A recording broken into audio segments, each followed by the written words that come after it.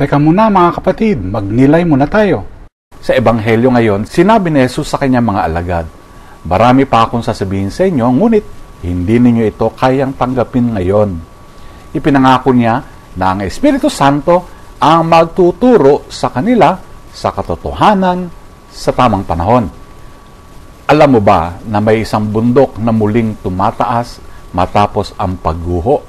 Ang Parikutin Volcano sa Mexico ay bigla ang lumitaw noong 1943 sa gitna ng isang sakahan. Ang mga pagputok nito ay naglubog ng mga baryo at binago ang lupain.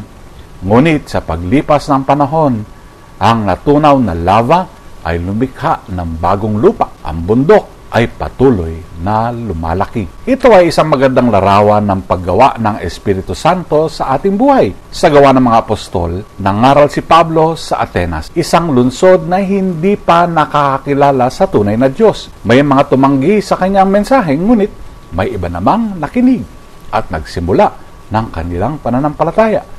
Ang katotohanan ng Diyos ay hindi nawawala, Ito ay patuloy na lumalago kahit sa hindi inaasahang lugar. Gaya ng parikutin, maaaring dumaan ang ating pananampalataya sa pagsubok, pagtanggi, o pagdududa. Ngunit patuloy tayong binabago at pinalalakas ng Espiritu Santo. Kahit pakiramdam natin ay napanghihinaan tayo. Hindi lang niya ipinakita ang katotohanan, binago niya tayo at tinutulungan tayong muling bumangon at lumago. Handa ba tayong hayaan ng Espiritu Santo na baguhin at palakasin ang ating puso kahit hindi natin lubos na nauunawaan ang kanyang plano? Ang pananampalataya, tulad ng lumalaking bundok, ay hindi tumitigil sa pag-angat.